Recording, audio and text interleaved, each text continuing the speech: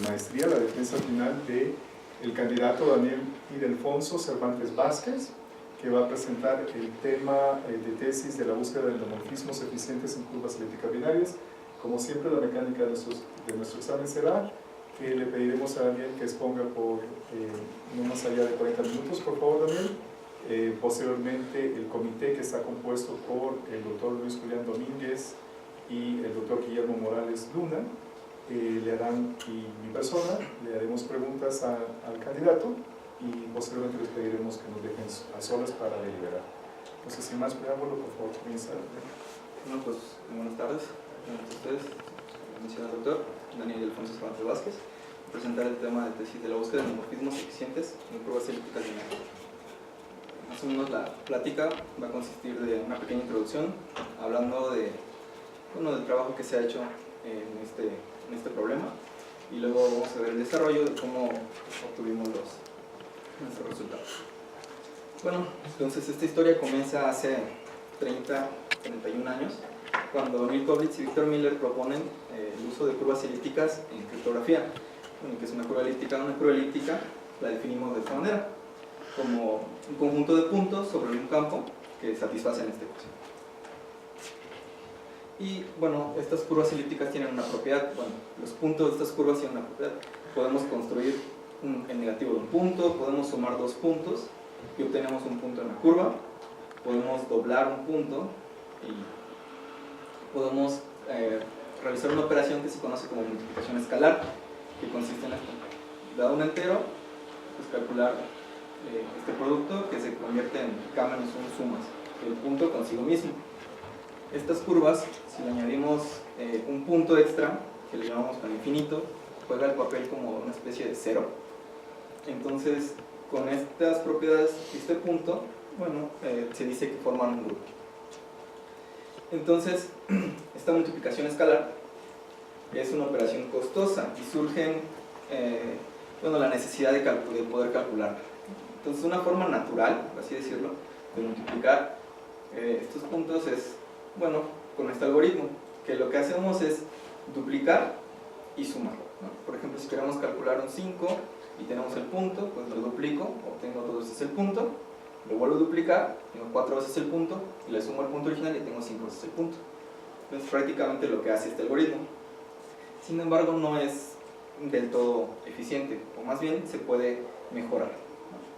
Entonces comienza algo que pensamos que es una búsqueda interminable de métodos, de formas de mejorar esta multiplicación, y surgen técnicas como técnicas de peinado, cadenas de adición, técnicas de ventana, multiexponenciación simultánea, que estas dependen un poco de los puntos. Por ejemplo, el de peinado requiere que el punto sea conocido y fijo.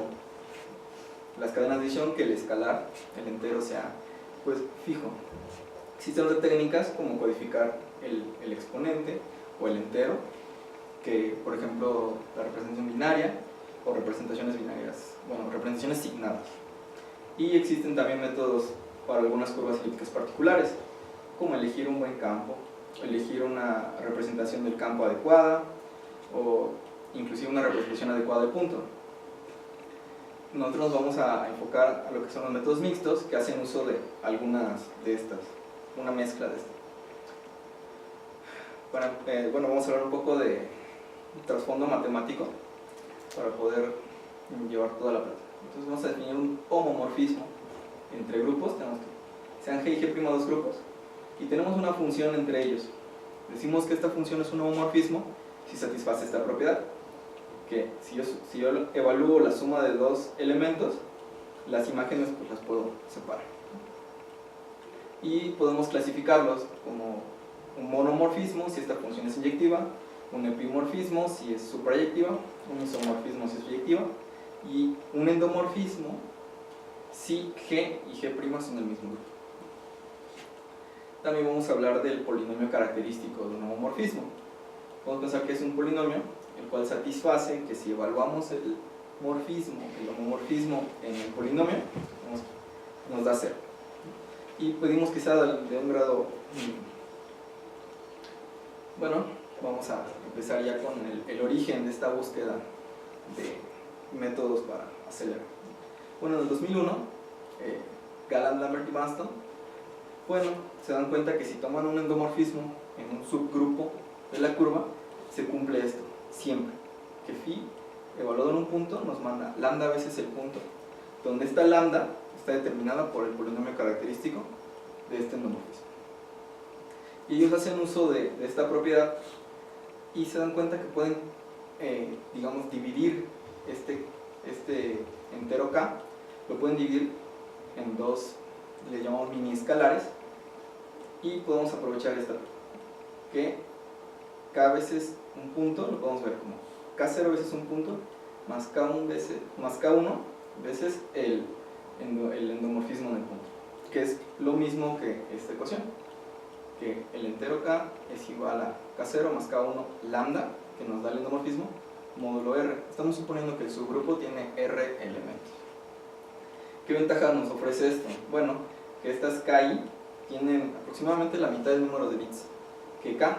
Entonces podríamos esperar que se reduce a la mitad el número de operaciones. Sin embargo, no es del todo cierto.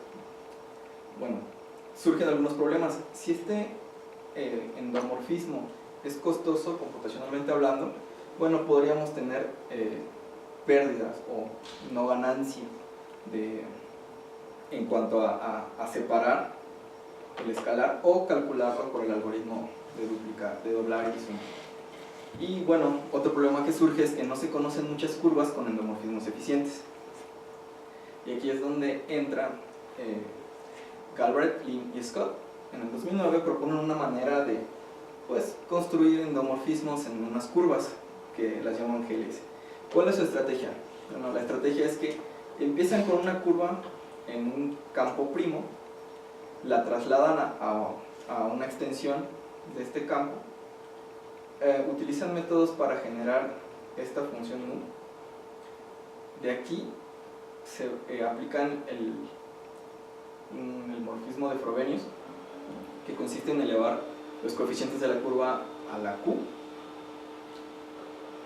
donde Q es, en este caso, P al cuadrado, y se regresan a la curva donde quieren trabajar. Entonces podemos ver que la estrategia prácticamente es, para generar un endomorfismo, es dar una vuelta, irme a algunas curvas y regresar. Este endomorfismo en particular tiene el polinomio característico x cuadrado más 1. Luego en el 2014 surge Ben Smith, que utiliza unas curvas que fueron propuestas en el 97 y propone una manera de generar endomorfismos. Podemos ver que prácticamente es la misma idea del GLS, sin embargo aquí hay un detalle muy importante, que es precisamente esta curva. Esta curva representa los números racionales. Entonces, él da una manera de cómo empezar con esta curva sobre fp cuadrado, irse a los racionales, y en los racionales se conocen fórmulas para poder generar endomorfismos. Y la mecánica es la siguiente. De igual forma, construimos esta por ejemplo, usando lo que se llama la fórmula de Bellur, aplicamos de nuevo Frobenius y nos regresamos. Y ya que estamos aquí, nos podemos regresar a esta curva. Entonces, prácticamente vemos que la estrategia de generar endomorfismos, de nuevo, es generar nuevas curvas y regresarnos a la origen. Bueno, y en el 2014-2015, Patrick Longa y Craig Costello proponen hacer una fusión de estas curvas que propone Ben Smith, el endomorfismo y el GLS. Entonces ellos extienden, antes teníamos una descomposición en 2 y ellos extienden una descomposición en 4. De esta manera, con el endomorfismo GLS, el endomorfismo que propone Ben Smith y una composición de ambos. Y nosotros nos surge la duda, ¿esto es posible de realizarse en las curvas elípticas binarias? Prácticamente esta es nuestra motivación. Y bueno, tenemos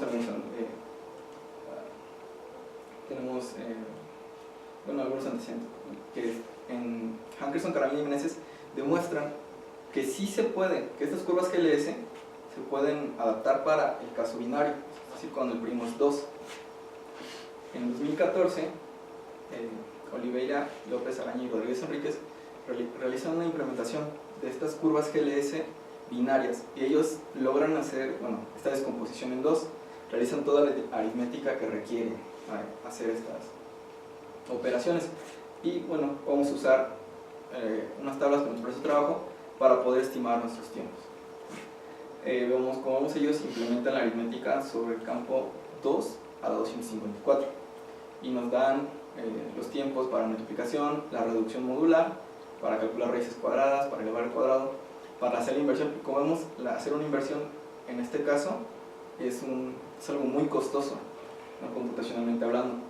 Y bueno, en la curva elíptica, el doblado, tenemos cuántos ciclos nos lleva, hacer una adición completa o una suma completa, una adición mixta, hacer una recodificación del escalar llamada 4NAP y hacer esta suma. Y este va a ser nuestro marco de referencia para poder hacer nuestras estimaciones. Bueno, entonces nuestro objetivo es proporcionar endomorfismos eficientes en curvas elípticas binarias para acelerar la multiplicación escalar, porque como hemos visto, el trabajo que nos ofrece Oliveira solo hacen la descomposición en dos. Entonces nosotros queremos hacer el caso en 4. Y bueno, en particular vamos a tratar de adaptar este método que propone Ben Smith en estas curvas para pues, tener precisamente esta descomposición en 4 y analizar un poco de las curvas de Koblitz, de las cuales vamos a hablar más adelante. Bueno, este es el resultado que vamos a obtener, y ahora vamos a ver precisamente cómo llegamos a esto, ¿no? Nuestros resultados, que podemos hacer esta descomposición en 3 y una descomposición en 4. Cada una tiene sus ventajas y sus desventajas. Eso lo vamos a ver a continuación. Bueno, vamos al desarrollo, vamos a hablar de las curvas Heliades binarias, vamos a hablar de la definición y nuestra construcción, que es un poco más sencilla. Vamos a hablar un poco de una nueva familia de endomorfismos que surgen, un análisis de eficiencia y de seguridad de hacer esta descomposición. Y luego vamos a hablar un poco de lo que son las curvas de Koblitz en F4 y lo que se pudo trabajar en él. Antes de nada vamos a enunciar un teorema que para todo el trabajo fue muy importante, ¿no? Decidir cuándo dos curvas son isomorfas entre sí. Tenemos E1 y E2 curvas binarias, es decir, que los coeficientes están en un campo binario. Entonces se cumple que E1 y E2 son isomorfos si solo si esta función llamada traza evaluada en A es igual a la función traza evaluada en A barra y los coeficientes B y B barra son iguales. Si se satisface esto, podemos decir que son isomorfas. Y más aún tenemos una manera de construir este isomorfismo entre ellas, que está dado por esta ecuación. El xy nos lo manda x, y más ux, donde esta u satisface esta ecuación. A barra igual a u al cuadrado más u más a. Ahora sí, ¿cómo definimos una curva GLS binaria? La curva GLS binaria está dada por esta ecuación. Vemos que es muy similar a la primera, con menos términos, y esta A está sobre una extensión cuadrática y esta B está en el campo base. Esto es muy importante para la construcción del endomorfismo, y el endomorfismo que se obtiene es el siguiente: x elevado a la q, la siguiente coordenada es y a la q más u x a la q. ¿Cómo se obtiene esto? Bueno, un análogo a lo que proponían Garber, Lin y Scott. Teníamos aquel diagrama que daba como una vuelta. Nosotros lo podemos reducir a esto. Empezamos con nuestra curva, elevamos a la q, resulta que estas dos curvas son isomorfas, entonces nos podemos regresar por el isomorfismo que teníamos. Entonces la construcción se vuelve muy sencilla a como la teníamos antes, ¿no? Donde está y a la q es elevar cada coeficiente a la q, y esta phi es precisamente el isomorfismo que nos daba el teorema. Y así construimos el endomorfismo GLS. Ahora, nosotros queremos seguir lo que hace Ben Smith y, bueno, emulamos o tratamos de simular su construcción. Empezamos con una curva GLS binaria, utilizamos la fórmula de Belu para construir una isogenia, o sea, podemos pensar que es un homomorfismo entre curvas, aplicamos el homomorfismo a Frobenius y, bueno, obtenemos un endomorfismo de la siguiente. Empezamos con nuestra curva, aplicamos la fórmula de Belu y obtenemos esta otra curva, aplicamos el homomorfismo de Frobenius, llegamos a esta curva y resulta que esta curva y la original son isomorfas. Entonces podemos usar el teorema para regresarnos. Y bueno, de una manera extendida, he explicado cada uno, este isomorfismo lo podemos construir regresándonos. Ya que estamos aquí, nos regresamos. Pues así es una manera de cómo podemos construir endomorfismos en nuestras curvas. ¿Qué ventajas nos dan estos endomorfismos? Porque, bueno, ¿por qué no se habían fijado en ellos y qué tan buenos son, ¿no? Bueno, esta nu, como ya hemos dicho, está dada por la fórmula de Pelú y recibo un parámetro que es el grado. Esto quiere decir que podemos obtener muchas variando este parámetro. Y bueno, vamos a denotar a este endomorfismo como phi sub d para indicar el grado. El polinomio característico que tienen este endomorfismo es x al cuadrado más d, donde está d es el grado. Podemos hacer una descomposición en más, digamos, escalares, dado que tendríamos, podemos generar muchos endomorfismos. El problema es que resulta ineficiente para valores grandes de d, y donde esté grandes, inclusive en nuestro caso podría ser 5, podría ser 7, ya podríamos considerar esto un valor grande, se complica mucho. Y tiene algo que por un lado es malo y por un lado es bueno, que es esta propiedad, que este endomorfismo al cuadrado coincide con el endomorfismo GLS multiplicado por d al cuadrado. Es una propiedad que puede ser tanto buena como mala en algunos casos, que veremos más adelante. Bueno, como ya he mencionado, podemos tener una descomposición en 3 de la siguiente manera: K0P más K1, el endomorfismo GLS aplicado en P, y nuestro endomorfismo phi sub d aplicado al punto. ¿Qué ventaja nos da? Bueno, que cada KI tendría aproximadamente un tercio del número de bits de K. Y el caso del 4 GLB, que es descomponerlo en 4, teniendo aquí esta composición, como en el caso que nos presentaba Lemo y Costello cuando aplicaron el for Q con el GLS y las que proponía Ben Smith. Y la ventaja es que tendríamos aproximadamente un cuarto del número de K. Esto sugiere que tendríamos que hacer modificaciones al algoritmo con el cual podemos calcular este punto. Sin embargo, antes vamos a hablar un poco de los parámetros que vamos a usar para hacer nuestro análisis de eficiencia. Esta es phi sub 3. Entonces estamos tomando d igual a 3 y podemos ver que nuestro endomorfismo es muy parecido al GLS. Sin embargo, aquí tenemos estas diferencias, que x gorrito es esto, donde gamma 1 por este polinomio, y esta b es el parámetro de la curva, y y gorrito es gamma 2 por este conjunto con este polinomio de dos variables, de y de x. Vamos a definir esta w como x al 8 más x a la 6 más b cuadrada, y esta v de esta manera, y calculamos z como el producto de estos dos, pero el inverso. Y gamma 1 va a coincidir con z multiplicado por v, y gamma 2 va a ser z por w. Entonces, como podemos ver, en el caso de phi sub 3, ya tenemos muchos cálculos que hacer para poder obtener esta x y esta y, ¿no? Por ejemplo, este x a la 12 ya es un cálculo muy costoso para nosotros, y como habíamos visto en la tabla, este inverso resulta demasiado costoso para nosotros, y estamos en el caso de igual a 3. En el caso de igual a 5 esto se complica un poco más, porque utiliza ciertas fórmulas que son recursivas. Bueno, ahora sí vamos a hacer nuestro análisis de eficiencia. Vamos a considerar el campo 2 a la opción 54, que es el que consideraba Oliveira. Vamos a considerar la tabla que ellos nos presentan como marco de referencia para hacer nuestras estimaciones, y vamos a hacer uso del algoritmo 10 que voy a presentar a continuación para estimar el número de operación. Vamos a usar precisamente esta phi sub 3 para los cálculos, y vamos a suponer que nuestro escalar tiene n bits. Bueno, este es el algoritmo para calcular precisamente esta descomposición en 2.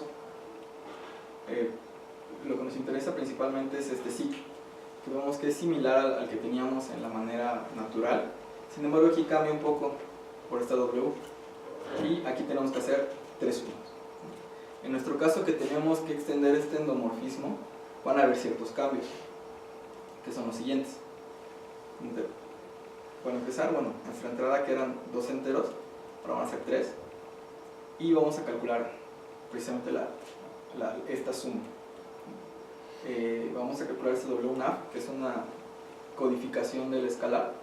Vamos a tener longitud L3 de estos 3. Nuestro ciclo ahora va a ir de L3 menos 2 hasta 0. Y en cada ciclo vamos a calcular, ahora vemos que tenemos una suma adicional. En comparación del anterior, que solo teníamos 2 sumas aquí, ahora vamos a tener 3 sumas. Y en el caso del 4, de nueva cuenta se nos extiende, aquí ahora tenemos 4 sumas, de igual forma que aquí, recibimos 4 escalares y nuestra salida va a ser precisamente el cálculo de todas estas multiplicaciones. De nueva cuenta, lo que nos interesa es este ciclo principalmente. Entonces podemos ver que el ciclo, esta L3, digamos que nos va a dar una densidad, es decir, que el número de bits o el número de dígitos en la representación distintos de 0 va a ser aproximadamente este, y el número para el caso de 3 y este para el caso de 4. Vemos que es aproximadamente n tercios y n cuartos, como habíamos mencionado. Sin embargo, hay una variante que es esta W, y podemos estimar cuántas operaciones nos va a llevar este cálculo de una manera, pues es algo sencillo, ¿no? Tenemos cuántas veces se va a ejecutar el ciclo y cuántas operaciones tenemos. Tenemos que en el caso del 3 GLB tenemos 3 sumas y tenemos que hacer W menos 1 doblados, que es precisamente esta parte de aquí. En el caso de 4, bueno, el ciclo se va a ejecutar en este número de veces, pero ahora tenemos que hacer 4 sumas. Y bueno, utilizando la tabla que nos ofreció Oliveira, podemos hacer un cálculo de cuántos ciclos de reloj aproximadamente nos va a tomar nuestro endomorfismo. El caso del 2 GLB, que es el que nos presenta Oliveira, con este número de operaciones tendríamos que tiene aproximadamente 127.000 ciclos de reloj. Al hacer la extensión 3 GLB tendríamos 109.000, aproximadamente 109.794 ciclos de reloj, y el caso del 4 GLB 101.156. Vemos que la ganancia con respecto al 2 GLB en el caso del 4 es de casi 27.000 ciclos, o sea, es una ganancia significativa.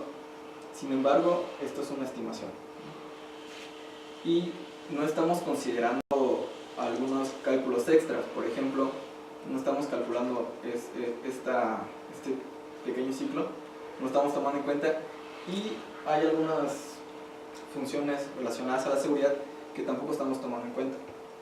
Sin embargo, y bueno, calcular nuestra phi sub 3 es muy costosa. Entonces vamos a ver cuántos ciclos nos tomaba. Tenemos el número de operaciones que nos tomaba cada una y el total. Entonces calcular esta phi sub 3 es aproximadamente 6.149 ciclos. Vemos que esto es un gran impacto. Sin embargo, aún así, las diferencias, aún restándole estos 6.000 ciclos, vemos que aquí pues, todavía tenemos algo de ganancia, ¿no? Sin embargo, hay un dato muy importante. Oliveira y su equipo reportan que el costo es de 114.800 ciclos, cuando nuestra estimación de su trabajo era de 127.000, ¿no? Entonces, podemos ver que hay como una especie de factor de reducción de aproximadamente 0.89 de lo que reportan en la implementación con nuestras estimaciones. Esto bueno, el procesador realiza ciertas, digamos, ajustes para la implementación, para cuando se ejecuta el algoritmo. Entonces podríamos decir que esperamos 103.119 ciclos en el caso del 3 GLB y 95.501 ciclos en el caso del 4 GLB, aplicando este factor de reducción. Esperamos que efectivamente en la implementación se pueda obtener este número de ciclos. Y bueno, vamos a analizar la seguridad, porque un dato muy importante es que se mencionaba que tener más de una descomposición en 2, tener una descomposición en 3 era inseguro. Por eso no muchos, digamos, que lo estudiaba, porque se creía que era inseguro. Entonces vamos a hablar de una técnica que se llama N-recomposición, que digamos que es una especie de problema inverso. Aquí lo que tenemos de entrada son los AI y los lambda I, simplemente los sumamos y obtenemos, ¿no? Sin embargo, bueno, esto puede ser susceptible a ataques como el de Bleichen-Baker, que digamos, hace uso de una posible ambigüedad al momento de calcular esto. Si tenemos dos o más formas de calcular esto, surge una ambigüedad y puede derivarse algún ataque, ¿no? Bueno, existe un análisis para esta recomposición en el caso de 2, de n igual 2, que es soportado por Miyuki y su equipo, para las curvas GLS'. No teníamos un análisis para las GLS binarias y mucho menos para la extensión de 3 y 4 en el caso binario. Nosotros hicimos una adaptación. ¿Qué metodología seguimos para poder probar que la seguridad de esto? Bueno, consideramos estas funciones, que si recuerdan es similar a la que presentaba Galen-Lambert y Banston, que es K0, K1 por lambda 0, K2 por lambda 1, donde estas lambdas son raíces del polinomio característico del respectivo endomorfismo, y F4, que recibe 4 enteros y calcula esta suma, donde en el caso de F3 esas KI tienen un tercio del número de bits de R, y en el caso de F4 tienen un cuarto del número de bits. Bueno, un hecho muy importante que mencionamos era que en el caso vamos a usar phi sub 3, entonces nos que 9 por el endomorfismo GLS al cuadrado es igual a nuestro endomorfismo al cuadrado. Bueno, y luego probamos la inyectividad. ¿Por qué es necesario esto? Bueno, Miyuki nos dice que si podemos probar que estas funciones son inyectivas, entonces podemos garantizar seguridad. ¿Por qué? Porque esto nos diría que estos enteros generan números distribuidos uniformemente. Esto nos garantiza nuestra seguridad, porque podemos escoger estos aleatoriamente y generar, digamos, llaves seguras. Bueno, entonces, ¿cómo lo hacemos? Consideramos dos tuplas de estos enteros y suponemos que sus imágenes son iguales. Obtenemos las siguientes dos ecuaciones. De esta ecuación podemos derivar esta y podemos llegar a una contradicción. ¿De qué modo? Bueno, si seguimos expandiendo estas ecuaciones, vamos a llegar a que de un lado vamos a tener un entero con cierto número de bits que es mucho mayor, bueno, al menos 3 o 4 bits mayor que el del lado izquierdo. Entonces, digamos a que hay un desbalance, podemos llegar a esto como una contradicción. Entonces, podemos concluir que F es inyectiva, con lo cual podemos garantizar que nuestro 3GLB es seguro. Ahora, ¿qué pasa con el 4GLB? Bueno, aplicamos la función F4 y de igual forma, cuando hacemos la composición, resulta que obtenemos algo de este estilo y F4 de ABCD se convierte en F3 de A más D de I. Esto es un problema, como les mencionaba, el ataque de Bleichen-Baker, de que tú tienes más formas de generar el mismo número, esto es posible, surge un posible ataque. Y en efecto podemos ver que puede ser susceptible a ataques. ¿Por qué? Como F ya demostramos que es inyectiva y estos ABC y D tienen un cuarto número de bits, entonces es imposible poder generar todo el intervalo de 1 a R, ya que F3 lo logra únicamente cuando ABC tienen un tercio del número de bits, sus entradas. Y aquí obviamente a lo más podríamos tener de un cuarto más 1 del número de bits, aquí un cuarto y un cuarto, entonces no podríamos generar toda la imagen de F3. Entonces podemos concluir que F4 no es inyectiva y de igual forma no es superyectiva. Ahora vamos a pasar a las curvas de Koblitz. Estas curvas, bueno, se definen de esta forma en el artículo original que nos pone Koblitz. Podemos ver que es prácticamente lo mismo, sin embargo aquí aparece una gama. Esta gama satisface esta ecuación y ahora A solo puede valer 0 o 1. Estas curvas las nombró Koblitz en su artículo original como anomalous curves. Sin embargo, pues coloquialmente las conocemos como curvas de Koblitz. Tienen ciertas propiedades, ¿no? Tienen este endomorfismo, podemos ver que es el mismo Frobenius, que consiste en elevar a la 4 las dos entradas. Y bueno, una característica muy importante que nos ofrece es que podemos sustituir esta operación de 2Q por el endomorfismo tau evaluado en Q. Esto nos da una ganancia pues sustancial. ¿Por qué? Si nos damos cuenta en la tabla, hacer este doblado nos costaba aproximadamente 400 ciclos y elevar al cuadrado era muy barato, computacionalmente hablando.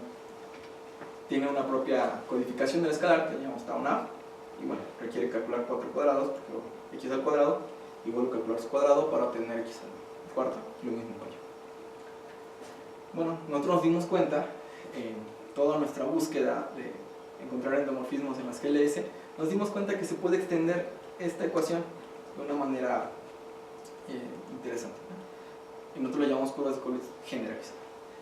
Ahora tenemos esta escala gamma 0 y este gamma 1, y permitimos que puedan ser diferentes. Gamma i puede ser 0, 1, u o u más 1, y solo pedimos que gamma 1 sea distinto de 0. Estas curvas, que podemos pensar que son una extensión de las que ya teníamos, existen casos particulares, como son estos, en los cuales se obtiene en efecto una curva de este estilo. Ahora nos vamos a enfocar en un caso particular de estas curvas de Collins generalizadas, cuando gamma 1 es 1. Entonces, cuando gamma 1 es 1, gamma 0 le podemos permitir que sea cualquiera de estos, podemos construir este endomorfismo, que podemos ver que es prácticamente igual al endomorfismo GLS que habíamos mencionado, con una diferencia: aquí hay cuadrados. Y bueno, resulta que esta multiplicación por u cuesta aproximadamente una suma, que convencionalmente hablando es un XOR, y prácticamente es nada, y de igual forma esta suma. Y bueno, lo construimos de la misma manera que el GLS, sin embargo aplicamos el cuadrado. Tenemos la curva original, le aplicamos Frobenius al cuadrado a todo, son isomorfas, nos regresamos. ¿Qué ventajas obtenemos al hacer este endomorfismo, esta sustitución? Bueno, requiere calcular únicamente 2 cuadrados. Como mencionaba, esta multiplicación por u es una suma, es prácticamente despreciable, al igual que esta suma de y cuadrado más qx al cuadrado. No la consideramos. Y bueno, su polinomio característico es x al cuadrado menos x más 2. Resulta que este polinomio coincide con el polinomio que nos dice Koblitz en su artículo de sus curvas. Entonces podemos ver que este endomorfismo tiene el mismo polinomio característico que las curvas de Koblitz originales.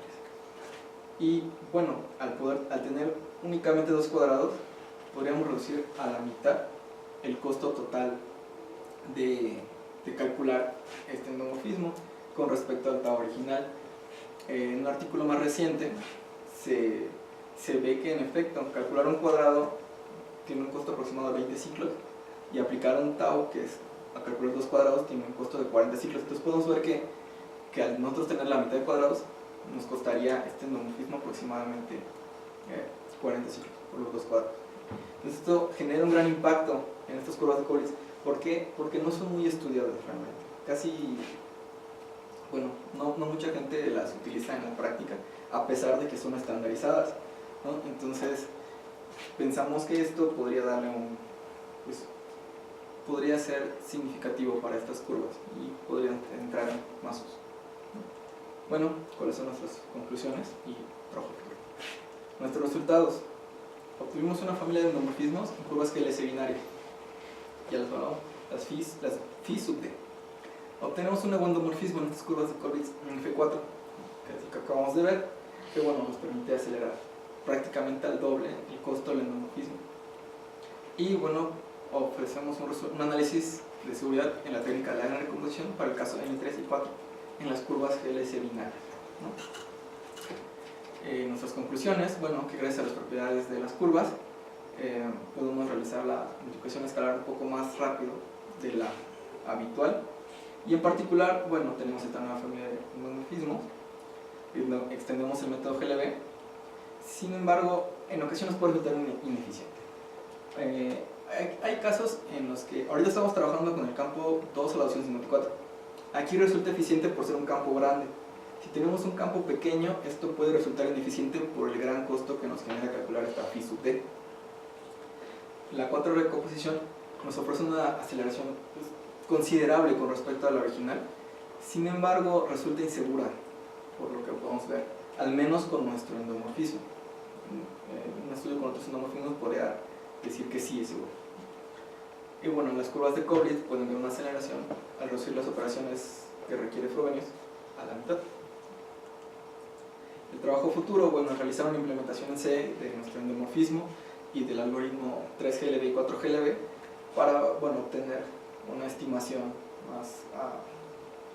más real, por así decirlo, de estos ciclos de reloj que requiere. Bueno, realizar un análisis de seguridad al hacer una descomposición utilizando n-1 endomorfismos. Tenemos una conjetura que necesitamos n-1 endomorfismo para tener esta n. Sin embargo, esto es un poco, digamos que, complicado porque necesitaríamos tener algunas propiedades de estos endomorfismos, estos polinomios característicos, y hacer algo general puede complicarse. Bueno, existen algunos otros métodos para generar endomorfismos en curvas GLS', y nos faltaría verificar si podemos adaptar estos métodos, ¿no? Usualmente utilizan raíces de la unidad en campos primos, sin embargo en los campos binarios no tenemos esta propiedad siempre, entonces podemos verificar en qué campos se puede. Y bueno, realizar un análisis de este nuevo endomorfismo en curvas de Koblitz para ver si puede extender el caso de F8 o F16. Y muchas gracias por la presentación. Gracias, Daniel. Entonces vamos a pasar a la segunda fase de este examen.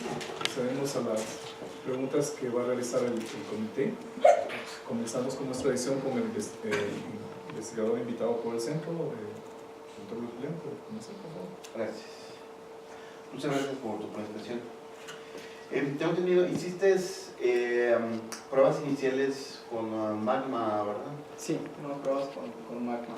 Ajá, y bueno, viene un pedazo de código para la generación del endomorfismo, pero pues también hiciste las pruebas del endomorfismo, ¿o qué pruebas más hiciste ahí? ¿En qué sentido pruebas de endomorfismo? O sea, pruebas del endomorfismo que se... Sí, hicimos pruebas precisamente de esta descomposición para ver si le ganamos, y en efecto sí teníamos alguna ganancia. Sin embargo, Magma podríamos decir que es una especie de trampa, porque como almacena las cosas en memoria, si ejecutamos nosotros primero nuestro endomorfismo y luego hacemos el GLS normal, no se ve mucha diferencia. Entonces por eso precisamente queremos hacer la implementación en C para ya tener una estimación. Pero ya, aún así, con la decomposición a mano, digámoslo así, en Magma, ¿sí hubo alguna ganancia? Sí hay ganancia. No, bueno, pues eso es bueno, porque esa parte del endomorfismo a lo mejor no es tan eficiente en mano. Como mencionas tú, la otra pues ya tiene alguna optimización por ahí. Sí, de hecho, Magma nos ofrece esta capacidad de calcular la fórmula de Bell de una manera bastante rápida. Es polinomial de tiempo que no me quedó claro cómo descomponen el escalar. La descomposición en un escalar, podemos pensar que es un problema de látices o de retículos. Podemos pensar que tenemos un espacio, digamos, un retículo entero, y digamos que este es el vector lambda 0, lambda 1. Entonces, el escalar, ¿cómo se descompone? Digamos que yo quiero calcular, no sé, por aquí está acá.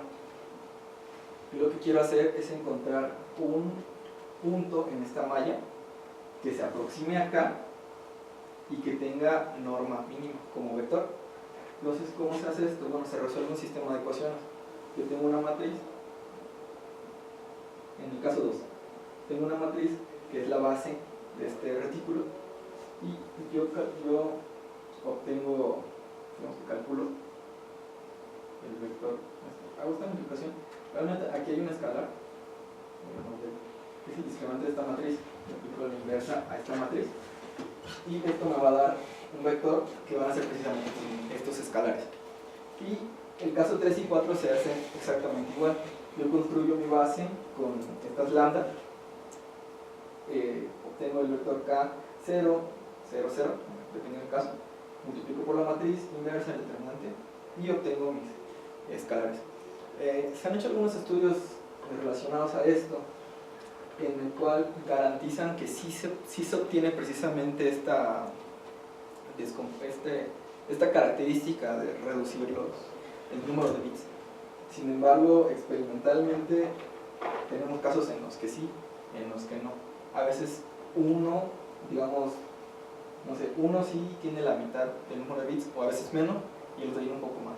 Entonces, digamos que un método preciso para obtener el número de bits que queremos no conocemos, sin embargo una aproximación sí se hace de esta manera. Ya, porque en el método GS, que es previo al GLS, se puede hacer utilizando el método LLL. Sí, precisamente ese método lo que hace es que dado digamos que un punto en esta nos reduce, encuentra el vector equivalente de norma mínima, o el equivalente a este problema es que dada una base nos encuentra una base reducida. Ajá. Y ya con esta base reducida podemos garantizar que esto reduce en tamaño la norma. Esto es lo que hace el método LLL. Sí, pero bueno, ahí siempre se encontraba el escalar de los tamaños necesarios. Sí, de hecho, nosotros encontramos los escalares, digamos que en el caso 2, por ejemplo, de un medio menos 1 o más 1, no exactamente un medio. De hecho, hubo un artículo que revisamos en el caso 3 que nos garantizaban que se encuentra de un tercio, pero nosotros hicimos pruebas y no encontramos de un tercio exactamente. Bueno, a veces no se puede, no sé si lo Exacto, igual depende mucho de la distribución de la base. Pero sí, en efecto, lo que se hace es construye la base, se le aplica el método LLL a esta y ya obtenemos una base reducida de norma y ya podemos, digamos que en cierta manera garantizar que los inescalares que vamos a obtener tienen este número de bits. De hecho, o sea, hay una variante que aplican una especie de algoritmo de Euclides en la norma. También sí, porque de hecho en el GLB mencionan usando números aleatorios, pero ahí es donde surge esta duda precisamente, de usar números aleatorios y al recomponer el escalar puede suceder problemas. Justamente en el método GLB original mencionan que si extienden a 3, con grados más altos de endomorfismo surge este problema ante ataques del tipo de Bleichen-Bach. de hecho nada más recomendaban creo que 3, no sé si 4. La diferencia con ellos es que al tener solo 2 endomorfismos, digamos que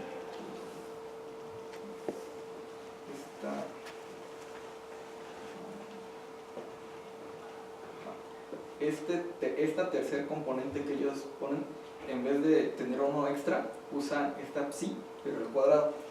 Entonces, como esta psi al cuadrado es menos 1, ahí surgen problemas. En el caso del GLS, en caso de otros endomorfismos, pues habría que analizar. Entonces, ese es el problema que ellos dicen. Bien. ¿Por qué te enfocaste a las curvas binarias en particular y estas de COVID? Bueno, ¿por qué nos enfocamos a las curvas elípticas binarias? Resulta que estas nos ofrecen cierta ventaja a la hora de implementar, ¿no? Precisamente, los procesadores actuales poseen ciertas instrucciones que nos ayudan a implementar esto de una manera más eficiente, que es lo que aprovecha, de hecho, Olivera y el equipo, las instrucciones ABX, instrucciones vectoriales. Por eso elegimos las curvas elípticas binarias para trabajar. Ajá, ¿y qué otras curvas están utilizando? Por ejemplo, las curvas estas de Bernstein. ¿Esas no aplican? Las curvas de Bernstein, bueno, habría que ver si se puede adaptar, por ejemplo, el método de Ben-Smith, porque son curvas primas. Entonces, es probable que el método de Ben-Smith, inclusive nuestro método, al ser, digamos que una especie de genérico, podríamos adaptar este endomorfismo a las curvas primas. Sin embargo, hay que ver qué diferencia podríamos tener, por ejemplo, en la fórmula de Belu o de este isomorfismo. Pero sí se podría hacer una especie de adaptación de nuestro endomorfismo a las curvas, por ejemplo, la de Bernstein, que ahorita es una de las más usadas. Sí, bueno, se empieza a estar utilizando en estándares. Pero también hay otros tipos de curvas primas, por ejemplo, las de emparejamientos. pero bueno, ahí nada más está el GLB para el campo base. Para otras, bueno, no sé si maneja en el Pragines, pero hay dos curvas. Una se utiliza el GS, que es derivado del GLS, y el GLB para cuando tenemos una curva sobre un campo base, pero ahí nada más hay dos dimensiones. Se decía por ahí que había tres también, pero no hay nada concreto. Sí, de hecho, acerca de esto sí me he leído un poco de lo que extenderlo a 3 o 4, sin embargo, se vieron que hay algunos ataques, tengo entendido de esto, entonces no estoy muy seguro si esto podría ofrecer una extensión, digamos, segura a estos emparejamientos. Sin embargo, bueno, podría ser algo que deberíamos analizar. Bien. Oye, respecto al endomorfismo, sobre todo el de 3, ¿qué porcentaje de consumo manejas? No recuerdo la página, no la apunto, pero está como a la 20 y tantos.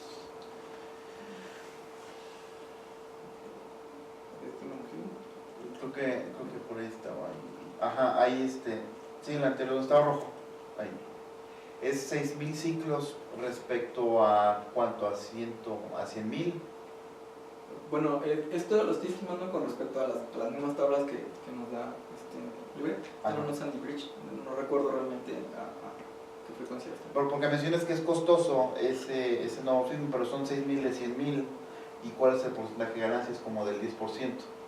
Aproximadamente, bueno, aquí vemos, por ejemplo, de aquí, en este sí tenemos como un 10% aproximadamente, aquí en un 15%. Y el endomorfismo pues es mucho menos, ¿no? O sea, no.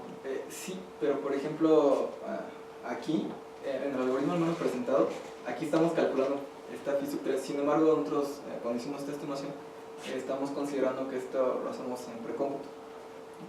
Entonces, digamos que este tiene 6,000 ciclos, me parece que cuando extendimos a 5 nos crecía como a 10,000 ciclos, entonces para campos más pequeños digamos que nos va a costar menos hacer el 2GLB y cuando aplicamos el 3GLB, al sumarle el costo de este endomorfismo puede ser que pierda.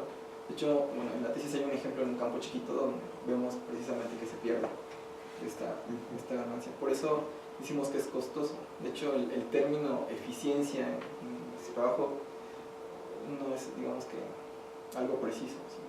Si le encontramos ganancia, pues decir que es eficiente. ¿Puedes poner la lámina 37?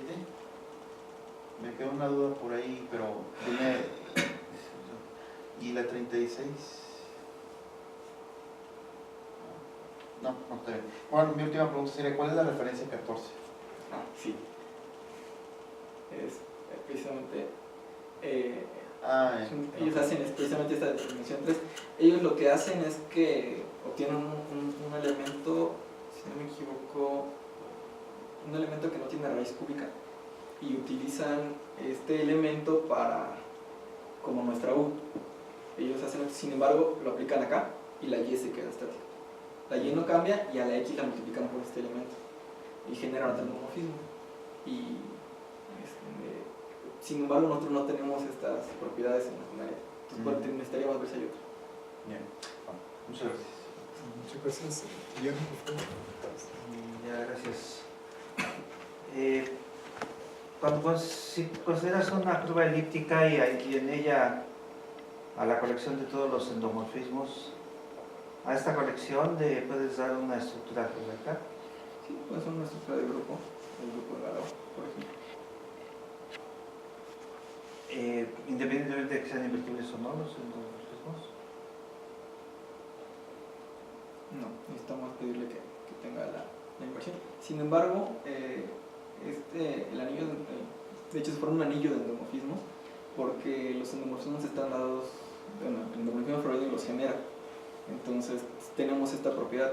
La mayoría de los endomorfismos se generan vía multiplicación, ¿no? Entonces podemos construir, digamos que el inverso. Entonces en particular sí podríamos tener esta especie de inverso, al menos por ejemplo en nuestros endomorfismos. ¿Al menos qué cosa, perdón? En nuestros endomorfismos. Porque por ejemplo aquí este es un isomorfismo. Entonces nos podemos regresar tranquilamente. Todos nuestros endomorfismos resultan ser isomorfismos. Bueno, automorfismos. De hecho, lo que sucede... ¿Y son sobre también? Sí, es que lo que sucede es que todas las curvas que se generan tienen el mismo número de puntos. Entonces tenemos un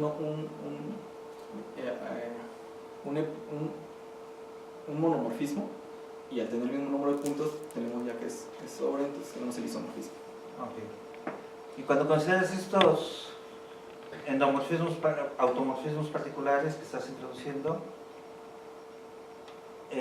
cualquier combinación lineal de ellos va a seguir siendo, va a estar en la misma clase. ¿Qué combinación lineal de ellos? Si tomas un endomorfismo Φ0 y otro Φ1, y luego tomas los respectivos coeficientes K0, K1, y luego construyes la combinación lineal de estos endomorfismos con esos coeficientes, ¿lo que te resulta está en tu clase? Sí. ¿O no? Sí, ahí quedan. Porque estos endomorfismos en particular lo que hacen es multiplicar por d veces raíz de menos 1. Entonces, si yo hago esta suma, o si quisiera componerlos, es prácticamente una multiplicación de escalares.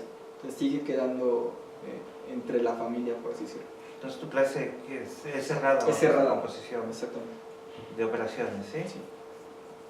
Ahora, en los ejemplos que nos mostraste, estabas considerando algunos endomorfismos particulares. Sí. Y como que al tomar la combinación o la composición de dos de ellos para formar un tercer sumando, se antojaría como que estás perdiendo una cierta calidad de dependencia lineal entre los endomorfismos iniciales. Sí. ¿Es el caso o no? Es precisamente lo que mencionaba. Si suponemos que todos los endomorfismos son diferentes y con características especiales, podemos de cierta manera garantizar la independencia lineal, que es la que nos da la inyectividad. Sin embargo, al hacer composiciones entre ellos, se puede perder esta independencia lineal. ¿Y es conveniente o inconveniente? Es un inconveniente en cuanto a la seguridad, porque ya al tener dependencia lineal, bueno, podemos reducir, digamos, nuestra base si hablamos de estos endomorfismos, y pues ya podemos generar ciertos ataques al tener varias formas de generar el mismo elemento. Entonces sí tiene cierto inconveniente. Por eso nosotros creemos que si utilizamos para extender Φ, digamos, Φ3, Φ5, Φ7, no se perdería. Sin embargo, falta hacer bien el análisis de este detalle. Pero al parecer es que la independencia lineal permanece siempre y cuando utilicemos grados diferentes y no compongamos ninguno. Bueno, ¿has considerado el problema de ese retículo de los vectores más cortos en la colección de endomorfismos? Porque finalmente Sí, se puede trasladar, se puede traducir de manera directa. sí, es lo que mencionaba. Resulta de manera igual, solo construimos la base. De hecho, una manera de construir la base es con la siguiente matriz. La matriz. Ceros, igual, 1, 0, ¿sí? Y digamos que en la diagonal van las lambdas. Lambda n. Aquí hay ceros. Y aquí hay ceros. Entonces tenemos una manera, digamos que genérica, de construir la matriz para cualquier tamaño, para la base del retículo. Simplemente ¿Para la base de qué? Del retículo. Simplemente acomodamos las raíces en la diagonal. Ajá. Y ponemos ceros en el más y pongo uno ahí. No recuerdo bien por qué este uno hace un papel importante, pero este problema lo estás planteando en los enteros. es que a final de cuentas nosotros obtenemos un retículo entero para obtener los escalares. Ajá. Sin embargo, lo que se hace es, por ejemplo, esta acá no pertenece al retículo. Entonces lo que hacemos es, lo pasamos a los racionales, resolvemos el problema ahí y nos regresamos a los enteros, hacemos una aproximación. Ya, pero no, yo te planteaba otro problema. En tu colección de endomorfismos, suponte tú que puedes identificar una noción de base. Ok. Una base sería una colección de endomorfismos que es linealmente independiente y que de alguna manera te genera toda la clase. Entonces, dado un endomorfismo, quisieras representarlo como una combinación lineal de los elementos en la base. Ese problema es similar a este, ¿no? Es similar. Digamos que podría ser una especie de análogo. Algo que tenemos en estos endomorfismos es que el grado, justamente estaba viendo ahorita que, por ejemplo, hay ciertos grados que no podemos obtener. ¿Hay qué? Grados que no podemos generar. Todos los grados que son pares, por ejemplo, no. Y no los estamos considerando, solo grados impares. Entonces, yo creo que, por ejemplo, un grado 5, de 5, bueno, phi sub 5 no lo podríamos generar con otro, aunque tendríamos que considerar esta parte de la aritmética modular. Entonces podría ser que sí tengamos una especie de base. Sin embargo, por lo que considero ahora es que la base es de grado de aproximadamente R medios, que son los grados de los endomorfismos que podemos obtener. Ajá.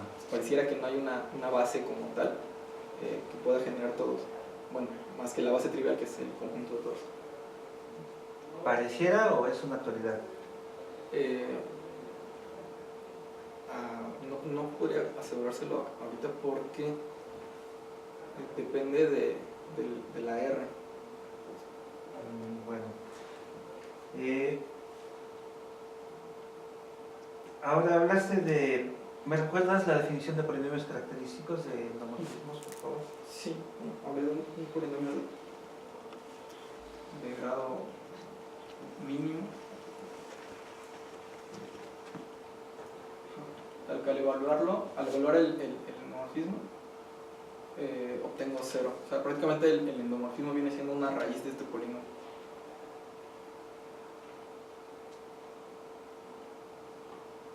¿Otra vez? ¿Qué? El polinomio es jefe de X y le pones como condición que al evaluarlo... ¿El polinomio?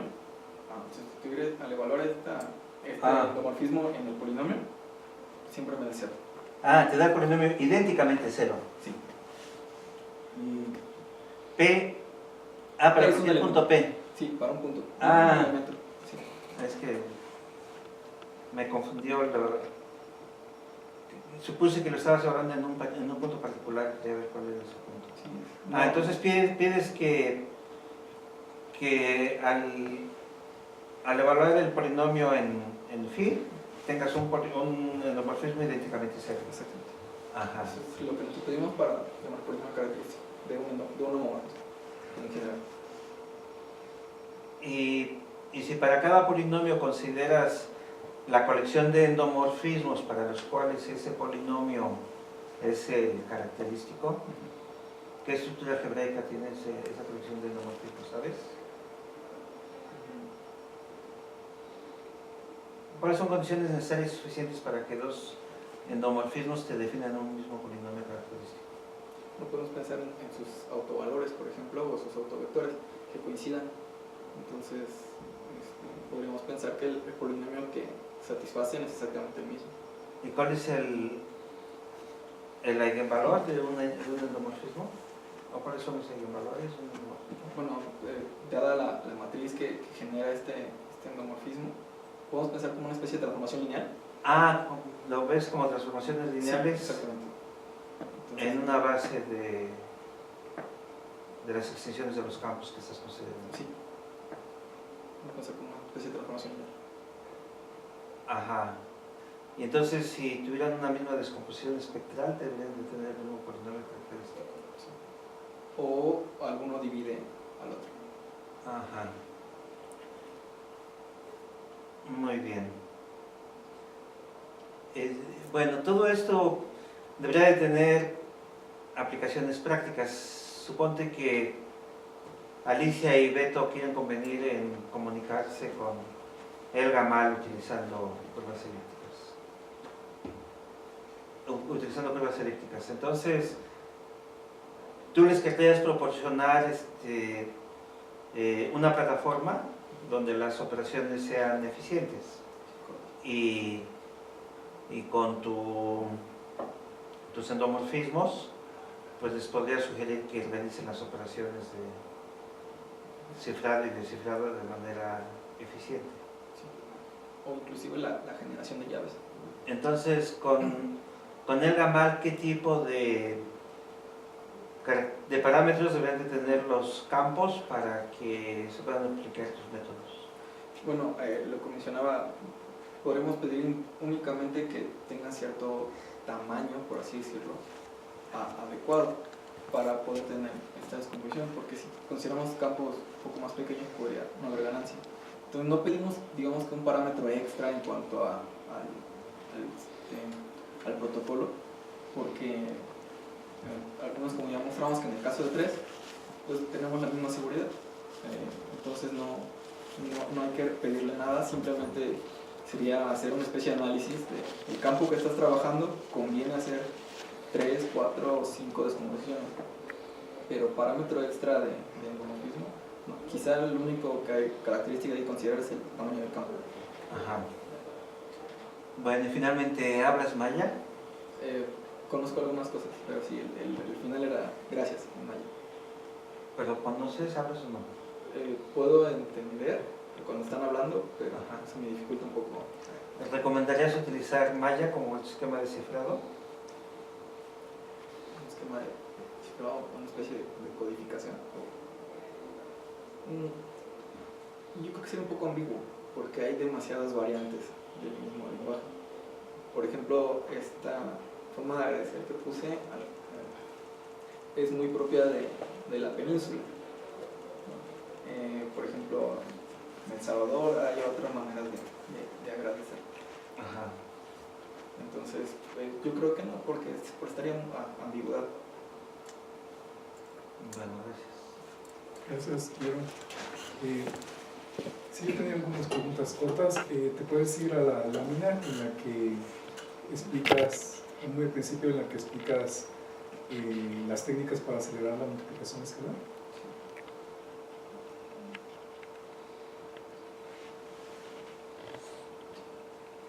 Es toda esta, bueno, al menos incluye esas técnicas para hacerlo más rápido, ¿no? La multiplicación escalar. Sí. Lo que tú trabajas es con los endomorfismos, ¿dónde lo ubicarías? Son métodos mixtos, porque tenemos una codificación del exponente que es el nav, tenemos una elección de un campo base adecuado a los campos binarios. Bueno, en el caso de la implementación que realiza Thomas, tenemos una representación adecuada de puntos, las coordenadas, un cambio de coordenadas. Estamos utilizando técnicas de multiexponenciación simultánea, como conocemos el truco de Shamir, y yo lo ubicaría como una combinación de esas. ¿Y los endomorfismos dónde quedan? Es que digamos que los endomorfismos, al tener la descomposición, nos permite utilizar esta técnica de multiexponenciación. Entonces, prácticamente estamos utilizando esta técnica de multiexponenciación para poder realizar. Por eso lo ubico más como en ese sentido. A ver, concéntrate, si tuvieras que escoger uno de esos, ¿dónde están los endomorfismos?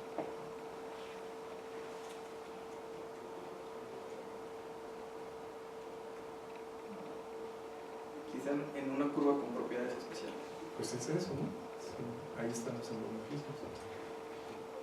Muchas gracias. ¿Te puedes ir al algoritmo en el que animas y pones con 3, con 4, con 2?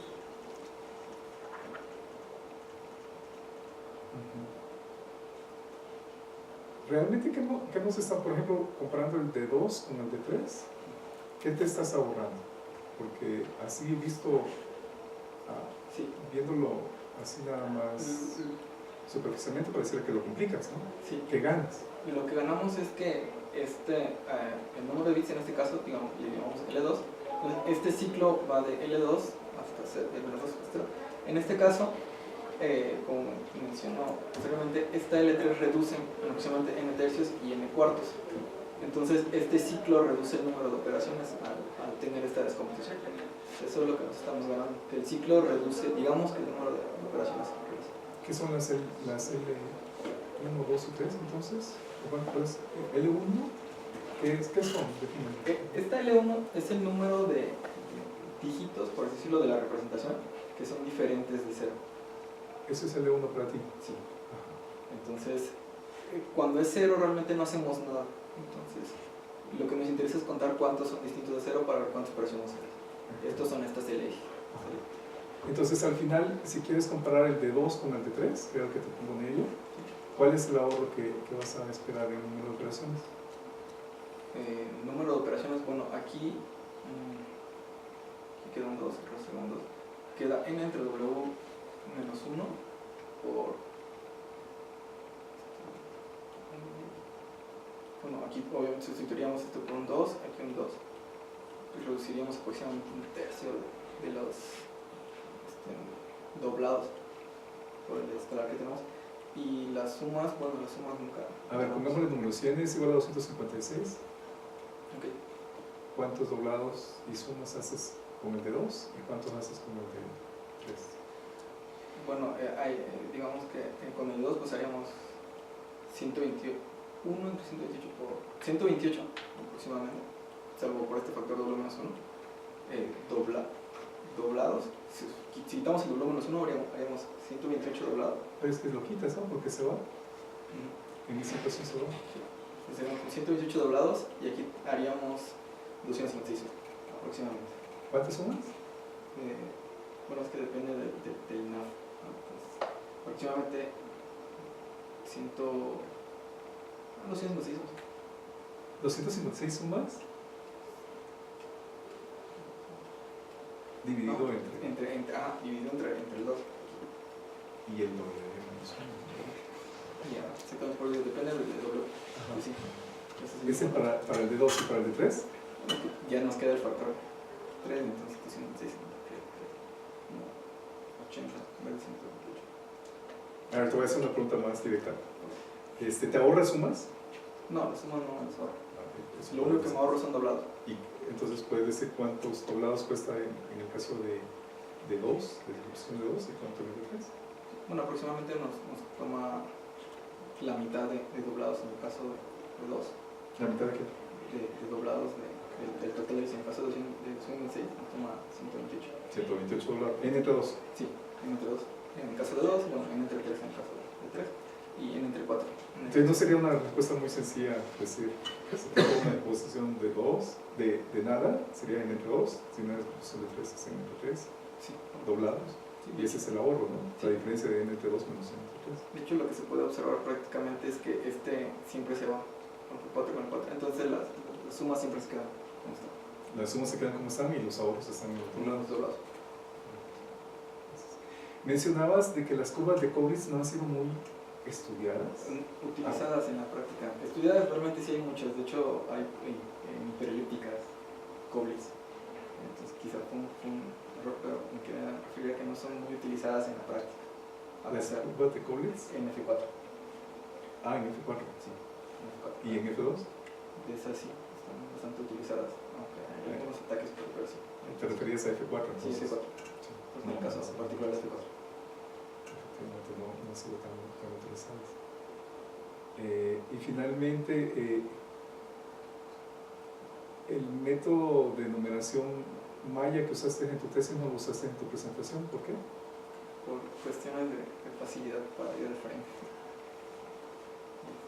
Sin embargo, es más que nada por ese detalle. Y porque lo iba a poner de aquel lado, sin embargo el espacio es muy pequeño y no se quedaba bien, porque sí llegaba a más de 20. Y digamos que la primera parte quedaba acá abajo y la segunda quedaba arriba. Y si lo reducía en tamaño, pues ya no se apreciaba. Es cuestión estética. No sé si hay alguna otra pregunta de parte del comité o de la audiencia. Si no es así, entonces, ¿qué pasa? Le pedimos que nos dejen deliberar, por favor.